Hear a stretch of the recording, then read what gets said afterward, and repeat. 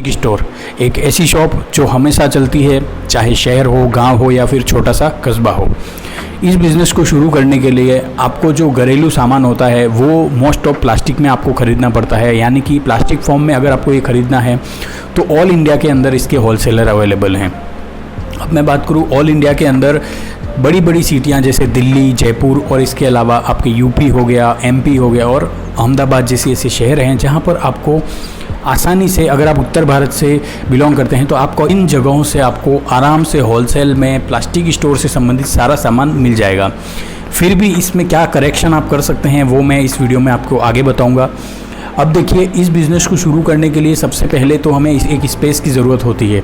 Space के लिए आपको एक मीडियम साइज़ की एक दुकान, चाहे आप जो भी साइज़ आपको मिल जाए, क्योंकि अगर मैं फ़िक्स साइज़ बताऊं तो क्या वैसा डेफिनेटली ऐसा होता तो नहीं है कि वहां पर आपको उसी साइज़ की दुकान मिल जाएगी।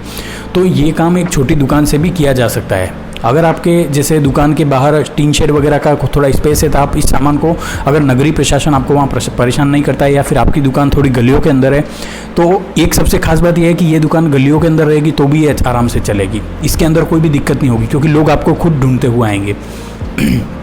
अब इसमें सबसे मेन चीज़ होती है कि आप इस बिज़नेस को शुरू कैसे करेंगे। देखिए, आप सबसे पहले तो दुकान खरीदते हैं, उसके बाद आपको सबसे पहले होलसेल में ख़रीदना होगा। अब होलसेल में क्या ख़रीदना है, देखिए होलसेल में ऐसे बहुत सारे ऐसे कह सकते हैं डिस्ट्रीब्यूटर हैं जो आपको माल पहुंचा देंगे और ठेठ आपकी दुकान तक भी माल आ सकता है। लेकिन इसके अंदर एक बड़ी प्रॉब्लम क्या होती है कि शुरुआत जब आप करोगे तो थोड़ा सा आपको रिसर्च करना पड़ेगा कि हमारे क्षेत्र में क्या चीज़ें चलती है, या फिर एक जनरल आइडिया कि घरेलू जो चीज़ें होती है प्लास्टिक की, चाहे बाल्टी, मग, टब वगैरह, ये जो बेसिक चीज़ें होती हैं ये स्टार्ट में आप खरीदिए।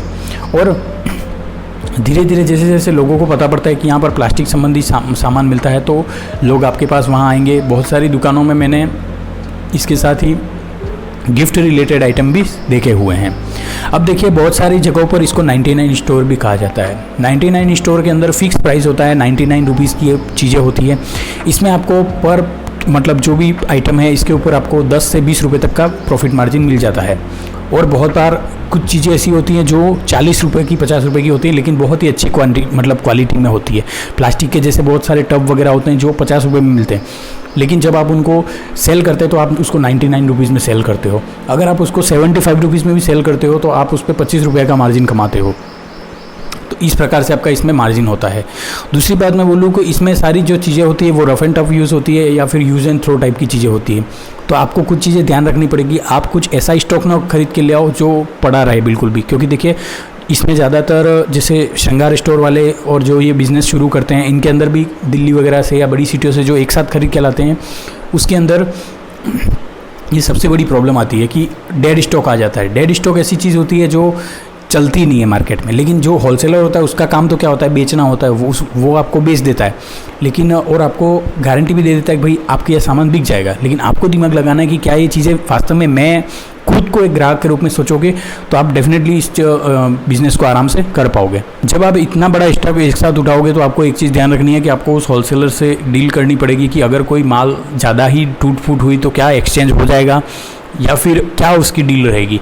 तो ये सारी बातें आपको पहले कर देनी है, या फिर कोई रिटर्न वाला कोई ऑप्शन है या नहीं है, क्योंकि बहुत बार बहुत सारे होलसेलर आपको बताते नहीं हैं और जब आप उनको माल वापस देने की कोशिश करते हो, क्योंकि माल बहुत बार बहुत डिफेक्टिव आ जाता है, तो ये चीज़ आपको ध्यान रखनी है। मेरे हिसाब से आप फर्स्ट में 2 से 3 बार जब माल उठाओगे तो आप खुद वहाँ पर जाइए या फिर कोई आपका कॉन्टैक्ट बेस्ड पर्सन जो भी है आपका वहाँ पर होना चाहिए। उसके बाद अगर आपका एक अच्छा रिलेशन बन जाता है होलसेलर के साथ तो फिर आप बिना वहाँ जाए भी माल अपने वहाँ पर पहुँचा सकते हैं, क्योंकि शुरुआत में ही सबसे ज़्यादा होता है। उनको तो एक बार का पैसा 40, 50, 60 हज़ार जो भी आपसे कमाने थे उन्होंने कमा लिए, लेकिन उनको कोई फ़र्क नहीं पड़ता क्योंकि ऑल इंडिया के अंदर होलसेलर हैं और सबको दुकानों मतलब आजकल दुकानों का और बिज़नेस का खोलने का सबको एक वो क्या कह सकते हैं कि एक जुनून है, तो उस वजह से उसकी तो कमाई कभी रुकती नहीं है। तो ये चीज़ आपको ध्यान रखनी पड़ेगी। तो शुरुआत करेंगे तो ये सारे पॉइंट्स आप थोड़ा सा नोटिस करना। आज का जो दूसरा बिज़नेस आइडिया है वो है भाई कपड़ों की दुकान। अगर आप एक नॉर्मल मेंस वेयर के कपड़े अगर आप ख़रीदते हैं और फिर आप उसको एक छोटी सी दुकान से बिल्कुल शुरुआत करते हैं। देखिए वीडियो के अंदर जो दुकान दिखाई गई है ये थोड़ी सी बड़ी है, लेकिन मैं बहुत ही एक छोटी दुकान की बात कर रहा हूँ जहाँ पे आप मात्र होलसेल में आप बहुत ही अच्छी क्वांटिटी में, मैं कह रहा हूँ ये बिज़नेस 30 से 35 हज़ार में आराम से शुरू हो सकता है। इसमें अच्छा खासा स्टॉक आपकी दुकान में बढ़ जाएगा और आप स्टार्ट जब करेंगे तो आपको मार्जिन के ऊपर थोड़ा सा ज़्यादा मतलब ध्यान रखना है। क्या करना है, क्योंकि मार्जिन बहुत सारे लोग स्टार्ट करते हैं ना तो अपनी रिकवरी के लिए सोचते हैं, जबकि मैं आपको पहले बोलता हूँ, क्योंकि जब मैंने अभी साड़ी का काम शुरू किया था तो मैंने स्टार्ट में 4 महीने तक कोई मार्जिन का खेल किया ही नहीं था, और कुछ ऑफर्स चलाने पड़ेंगे। जैसे मैंने साड़ी में कहा चलाए थे 99 रुपीज़ वाले, तो इसी प्रकार से आपको जैसे आप चला सकते हैं कि भाई जैसे जीन्स अगर आप 2 खरीदते हो तो एक शर्ट फ्री उसके साथ आ सकता है। भले उस शर्ट की क्वालिटी का वो नहीं देखना है, लेकिन फ्री वाला आप अगर चलाते हो और अगर शर्ट भी क्या क्वालिटी आपको सस्ता मिल रहा है कहीं पे, तो आप एक साथ स्टॉक में चाहे टी शर्ट आप साथ में फ्री दे सकते हो, कुछ भी आप साथ में फ्री दे सकते हो। बहुत बार बहुत सारे जो छोटी छोटी दुकानों वाले होते हैं वो गिफ्ट आइटम्स भी देते हैं, बेल्ट फ्री में देते हैं, पर्स फ्री में देते हैं, तो ये चीज़ें भी साथ में हो सकती है।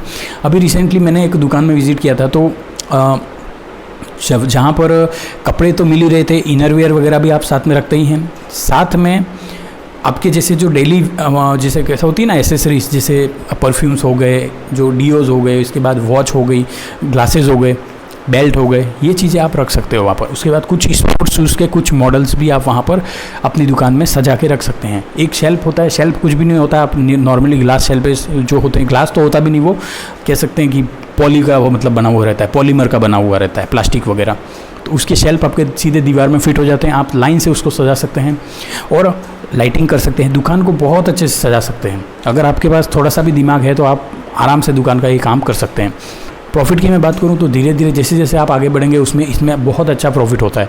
और एक बार अगर दुकान आपकी चल गई, और जैसे इसमें आपकी क्या होता है कि बहुत सारे लोग होते हैं जिनको अलग अलग साइज़ेस के पैंट चाहिए होते हैं। जैसे मैं खुद होता है तो मुझे बड़ी साइज़ के पैंट मतलब मैं पहनता हूँ, जिसमें 38 का पैंट भले मेरे आ जाता है, लेकिन बहुत बार 36 का पैंट मेरे कमर में तो फिट हो जाता है, लेकिन वो जांघों में फिट नहीं होता। तो उस वजह से बहुत सारे, तो आपको इस टाइप के भी मॉडल रखने पड़ेंगे जो कह सकते हैं कि स्मार्ट फिट वाले होते हैं। इसके बाद बहुत सारे डबल एक्सेल होते हैं, डबल एक्सेल भी बहुत बड़े भी होते हैं। तो अलग अलग वेराइटी आप रखो और सिंपल पैटर्न रखोगे। स्टार्ट में आप सिंपल पैटर्न रखोगे और दुकान को जितना डिसेंट रखोगे, यानी कि कोई तड़क भड़क ज़्यादा नहीं करनी है, सिंपल सा आप बाहर होर्डिंग लगाओगे तो दुकान बहुत अच्छे से चलती है। कॉस्मेटिक स्टोर अगर आपको खोलना है तो एक चीज़ आपको ध्यान रखनी पड़ेगी, सबसे पहले एक छोटी सी दुकान उसमें भी चाहिए होती है, लेकिन आप उसको ये देखना कि आपकी दुकान का जो लोकेशन है वो कहाँ पर है, क्योंकि दुकान का लोकेशन इसमें सबसे ज़्यादा डिपेंड करता है। मेरे भी साड़ी का जो काम है वहाँ पर हमारे दुकान का जो स्टार्ट में मैं बता रहा हूँ, अभी मेरी दुकान चेंज हो चुकी है, लेकिन जब मैंने शुरुआत की थी तो लोकेशन का बहुत बड़ा फ़र्क पड़ा। मेरे को दुकान बहुत ही 3-3.5 हज़ार में मार्केट के बीच में मिल गई, और हमारा कोई इतना यहाँ पर जहाँ पर मैंने दुकान शुरू की थी वहाँ पर कस्बे का इलाका था, तहसील थी वो, और पब्लिक का आना जाना सबसे मेन सेंटर था वो। तो शुरुआत में 99 वाला जो मेरा स्कीम थी वो बहुत ही अच्छे से चल गई। तो आप भी ऐसी कोई स्कीम लगाकर दुकान को अच्छे से रन कर सकते हैं कॉस्मेटिक स्टोर की। कॉस्मेटिक स्टोर को शुरू करने के लिए देखिए होलसेल में आपको एक साथ माल उठाना पड़ता है। इसमें आप 25,000 से लेके 1 लाख 2 लाख तक का भी माल इसमें स्टार्ट में खरीद सकते हैं। लेकिन मैं आपको बोलूँगा कि जो सबसे मेन चीज़, आपकी दुकान का लोकेशन अगर किसी गर्ल्स कॉलेज, गर्ल्स स्कूल या हॉस्टल वगैरह इस तरह का अगर है, और अगर आप ले पाते हैं तो आपको वहीं पर लेनी चाहिए, सबसे ज़्यादा चलती है वहाँ पर जो गर्ल्स रिलेटेड आइटम्स होते हैं, क्योंकि कॉस्मेटिक स्टोर में महिलाओं से संबंधित सामान होता है। तो और आप दुकान जब चलाएंगे तो आपको आपकी जैसे घर में जो भी महिलाएं हैं आप उनको भी इनकरेज कर सकते हैं, आप साथ में रख सकते हैं, जिससे महिला का जो महिलाएं कस्टमर है वो ज़्यादा अट्रैक्ट होती हैं। तो ये भी एक तरीका होता है। साड़ी के काम में जैसे होता था, मैंने मेरे घर वालों को आगे लगाया था, तो उसके अंदर भी यही चीज़ सबसे पहले हुई। और क्योंकि एक आदमी के पास डायरेक्ट कस्टमर आने से देखिए ऐसा कोई भेदभाव की बात नहीं होती, लेकिन एक कह सकते हैं ना कंफर्टेबल नहीं होता पर्सन, तो आप उसको एक की जगह 2 चीज़ें पकड़ा सकते हो। पकड़ाने की बात नहीं होती, ज़रूरत की चीज़ें आप आराम से, सस्ता आपको भी सेल करना है और सामने वाले की भी ज़रूरत है तो आप उसको बेच सकते हैं। अब मैं बात करूं आपको इतना सारा माल मिलेगा कहाँ पर। देखिए सबसे जो फेमस जगह है वो तो है अपने दिल्ली, इसके बाद यूपी में मिल जाएगा, अहमदाबाद है, एमपी है, और इधर राजस्थान में कहीं अगर मिलता हो तो आप देख लेना, जयपुर वगैरह कोई बड़ी सिटी में अगर हो तो। बाकी सबसे में जो मेन फेमस जो है वो दिल्ली रहता है। दिल्ली से आप माल खरीदते हैं, और मैं तो आपको सजेस्ट करूंगा कि अगर आपके पास कोई लोकल होलसेलर है, बड़ी कोई श्रृंगार वाली दुकान है या ऐसा होलसेलर है जो आसपास हो 100, 150, 200 किलोमीटर, तो स्टार्ट आप वहाँ से करिए। भले आपका पैसा भले वहाँ थोड़ा सा ज़्यादा लगेगा, थोड़ा सा ही ज़्यादा लगेगा, ज़्यादा नहीं लगेगा, लेकिन शुरू करने के लिए आपको एक चीज़ समझ में आएगी। फिर आप अगर डायरेक्ट दिल्ली जाते हैं तो उसका एक नुकसान क्या है, लोकल के अंदर क्या क्या चीज़ें चलती हैं, क्या क्या पैटर्न्स चलते हैं, क्या क्रीम पाउडर जो भी आपके चलते हैं, या फिर श्रृंगार आइटम्स जो होते हैं, श्रृंगार आइटम्स भी आपको आर्टिफिशियल ज्वेलरी भी रखनी पड़ेगी दुकान के अंदर, और वो एक बहुत ही यूनिक काम है। मैं आपको बताऊं, आर्टिफिशियल ज्वेलरी का काम ऐसा है, आप कॉस्मेटिक स्टोर अगर अकेला खोलो चाहे ये खोलो, अगर आप 50-50 दोनों को खोलोगे, कॉस्मेटिक स्टोर एंड श्रृंगार स्टोर, तो ये बहुत ही अच्छे से चलता है। लोगों को पता पड़ा अगर आपके यहाँ सस्ती आर्टिफिशियल ज्वेलरी मिलती है तो लोग बहुत ही ज़्यादा खरीद के ले जाएंगे, आपको यकीन नहीं होगा। और इसमें जो 200 रुपये की जो रेंज होती है आर्टिफिशियल ज्वेलरी की, वो 700-800 रुपये तक सेल होती है, आप यकीन नहीं करेंगे। और महीने का बहुत सारे ज्वेलर्स वाले और मतलब ये श्रृंगार स्टोर वाले 1-1.5 लाख तक का भी प्रॉफिट अर्न करते हैं। तो आप समझिए ये बिज़नेस कोई छोटा मोटा बिज़नेस नहीं है, बहुत ज़्यादा बिज़नेस, अच्छा बिज़नेस है। और मैं खुद इसको फ्यूचर में जाके करने के बारे में सोचूंगा, क्योंकि एक तो मेरे पास तो रिसोर्सेज हैं और मेरे पास जगह भी है। अभी मैं खुद की मेरी शॉप अगर तैयार हो चुकी है तो, लेकिन थोड़ा सा प्रॉब्लम्स आ रही हैं। अगर मेरी वो शॉप व्यवस्थित तरीके से सेट हो चुकी, अगर हो जाएगी तो डेफिनेटली मैं अपना बिज़नेस वहाँ पर शुरू करूँगा। अब देखिए, मार्जिन आप शुरुआत में जो भी प्रोडक्ट सेल करते हो, आप थोड़ा सा मार्जिन कम रखना, मार्केट की रेट से मार्जिन कम रखना, और कस्टमर से बहुत अच्छे से बिहेव करना। दुकान के अंदर लाइटिंग हो गई, साफ़ सफाई हो गई, सुगंधित आप अगरबत्ती धूप यूज़ कर सकते हो, परफ्यूम्स यूज़ कर सकते हो, और ग्लास के अगर आप इंटीरियर लगवाते हो। और शुरुआत तो आपके कोई इतना ज़्यादा नहीं होता, आप सिंपल दुकान से शुरू करो, फिर आप जैसे जैसे पैसा आएगा वैसे वैसे आप ग्लास का इंटीरियर लगवा सकते हो, बहुत सारी चीज़ें कर सकते हो। एक छोटा सा आप बाहर बोर्ड लगाइए, लोग आएंगे, सस्ती चीज़ें मिलेगी तो डेफिनेटली आपसे ख़रीद के ले जाएंगे। कुछ आपको स्कीम्स रखनी पड़ेगी भाई, जैसे इसके साथ ये फ्री, ऐसा आप वहाँ लगा सकते हो। या फिर आप कर सकते हो भाई, जैसे अगर 500 रुपये की अगर कोई चीज़ 500 रुपये तक की खरीद करता है तो इसके साथ ईयर रिंग्स फ्री मिलती है। क्योंकि देखिए आर्टिफिशियल ज्वेलरी बहुत सस्ती मिलती है, मैं आपको वो अभी भी बोल रहा हूँ, आप यकीन नहीं करेंगे, आर्टिफिशियल ज्वेलरी बहुत सस्ती होती है। और मैंने मार्केट देखे हुए हैं, मैंने इवन ये मार्केट हिमाचल प्रदेश में भी देखे हुए हैं। हिमाचल प्रदेश के अंदर मनाली हमने विज़िट किया था, कुल्लू मनाली, तो वहाँ पर भी इसी तरीके के मतलब सारे मार्केट थे। और अब सोचिए मनाली के अंदर ऑल इंडिया से पब्लिक आती है, वहाँ पर कितना खतरनाक बिज़नेस चलता होगा ये। तो आप थोड़ा सा दिमाग लगाइए, हो सकता है बिज़नेस, सब कुछ पॉसिबल है ज़िंदगी में, कोई भी चीज़ इम्पॉसिबल नहीं होती, थोड़ा सा सोचना पड़ता है उसके बारे में। और मार्केट में देखिए कि अगर ये दुकानें कम हैं, और मैं गारंटी कहता हूँ ये दुकानें बहुत कम होती है जो मिक्स में चलाती है, और ज़्यादातर ये स्कीम्स वगैरह है, उसके बाद दुकान भी कस्टमर बिहेवियर है, ये सारे पॉइंट्स को ध्यान नहीं रखा जाता। उनको यूँ है कस्टमर आया तो ठीक, वह चला गया तो भी ठीक, ऐसा नहीं होना चाहिए। आप कस्टमर का व्हाट्सएप ग्रुप तैयार करिए, कस्टमर के सारे नंबर ले लीजिए, व्हाट्सएप ग्रुप तैयार करिए, उसके अंदर आप डेली के डेली अपडेट्स डाल सकते हैं। जैसे ये आर्टिफिशियल ज्वेलरीज वगैरह कोई भी आप लाते हो, ठीक है, कॉस्मेटिक आइटम्स आप लाते हो, ऑफर रखिए। अब जैसे 2 आपने कोई क्रीम्स रखी, पॉन्ड्स वगैरह की, कोई भी कंपनी की, पहले कोई भी हो, लेकिन अगर आप थर्ड साथ में कोई क्रीम साथ में सेल करते हैं तो ये भी कितनी एक अच्छी स्कीम हो जाती है। वहाँ पर मार्जिन नहीं देखा जाता, वहाँ पर कस्टमर देखा जाता है। एक कस्टमर को अगर आपने पकड़ा तो वो साल में 4 से 5 बार भी अगर आपके पास आया तो वो 2-5 हज़ार की हर बार आपसे खरीद करके जाएगा। और जो महिला ज़्यादा खरीदारी करती हैं वो 5 से 10 हज़ार तक की भी खरीदारी एक साथ करती हैं। तो ये चीज़ आप ध्यान रखना। और सबसे मेन चीज़ क्या होता है, इस बिज़नेस के अंदर पैसे का ही खेल रहता है। कस्टमर वहीं जाएगा जहाँ पे उसका पैसा कम लगेगा, तो ये चीज़ आपको समझनी पड़ेगी। चौथा और अंतिम इसमें बिज़नेस रहेगा, ये खाने पीने से संबंधित काम है, लेकिन ये भी एक यूनिक काम है। अगर आप इसके बारे में थोड़ा सा विचार करेंगे तो डेफिनेटली आप इसको शुरू कर सकते हैं। चौथा जो इसमें बिज़नेस है वो रहेगा नमकीन भंडार और फ्राइम्स का सेंटर, यानी कि झालमुरी का भी काम साथ में कर सकते हैं। एक देखिए नमकीन भंडार के अंदर क्या होता है कि आप नमकीन की दुकान तो आपने देखी है, और आप नमकीन खुद बनाइए, बहुत ही अच्छे सस्ते तरीके से बनती है, 20-25 हज़ार की मशीन आती है, आप आराम से बनाइए, आप खुद का एक ब्रांड तैयार कर सकते हैं। मैं सही कह रहा हूँ, आपका जो दुकान का नाम है वही आप ब्रांड का नाम रखिए, एक फूड लाइसेंस ले लीजिए, और बहुत अच्छे से मतलब ये बिज़नेस चल सकता है। आप सोच नहीं सकते इस लेवल पर जा सकता है। छोटी सी दुकान जहाँ पर आप ये सारी प्रोडक्ट्स अभी आप फ़ोटो में देख पा रहे होंगे, देखिए आप नमकीन की चीज़ें सेल कर सकते हैं, खुली नमकीन सेल करिए, आप 10 रुपये की, 20 रुपये की, 25 रुपये तक की भी सेल करिए, ठीक है। उसके साथ आप प्याज मिर्ची वगैरह हल्का डाल के दे दीजिए। मैं कोई नाश्ता सेंटर की बात नहीं कर रहा, मैं नॉर्मल नमकीन के लिए भी लोग खाते हैं लोग, ऐसा कुछ नहीं है, चलाने वाला चाहिए बिज़नेस। भेलमुरी की बात करूँ मैं, या फिर झालमुरी कहा जाता है बहुत सारी जगह पे। अभी एक दुकान फेमस हुई थी झालमुरी की, वो झालमुरी की दुकान के अंदर क्या था, छोटा सा सेटअप था उसका, और बिल्कुल मतलब कितनी व्यवस्थित तरीके से दुकान सजाई थी उस व्यक्ति ने। तो इस तरीके से भी इस काम को किया जा सकता है। इसमें आप नमकीन का अपना खुद का ब्रांड रखेंगे, नहीं भी रखें तो भी आप सिंपल ट्रांसपेरेंट जो पॉलीथीन्स होती हैं इसको आप वहाँ पे रख सकते हैं, सेल करिए आप। जैसे अभी हमारे यहाँ पर 220-230 रुपया उसकी, मतलब एक अच्छी नमकीन आपको 230 रुपये में आपको आराम से मिल जाती है। आप उसको 220 रुपये में सेल करिए शुरुआत के अंदर, कोई दिक्कत नहीं होती। बिज़नेस करने के लिए थोड़ा सा लगाओगे नहीं तब तक मिलेगा नहीं, ये सबसे मेन पॉइंट होता है। आप सोचेंगे मैं फर्स्ट दिन से ही कमाना शुरू कर दूँ, तो ऐसा नहीं हो सकता। इसके अलावा क्या हो सकता है, आप फराली चिवड़ा जो होता है, देखिए अभी बारिश का सीज़न आने वाला है, बारिश के सीज़न में ये चीज़ें ख़राब होती हैं। ख़राब नहीं होती मतलब इसमें नमी आ जाती है, तो इससे बचने के लिए आप इसकी ट्रांसपेरेंट पॉलीथीन पैकिंग करके सील कर सकते हैं। जो 1000 रुपये की सीलिंग मशीन आती है उसको पैक करके रख सकते हैं। बारिश के टाइम पे आपको सारी चीज़ें सील करके ही रखनी है। नमकीन बनाई आपने, सील करके रख दी, बस खुला कुछ नहीं रखोगे आप। भले आपकी छोटी छोटी पैकिंग तैयार करो, 100 ग्राम की, 200 ग्राम की छोटी छोटी पॉलीथीन्स होती हैं यार, पूरा रोल मिलता है इसमें। क्या आपको इसमें ये काम क्या आप नहीं कर सकते? सबसे सरल काम है ये।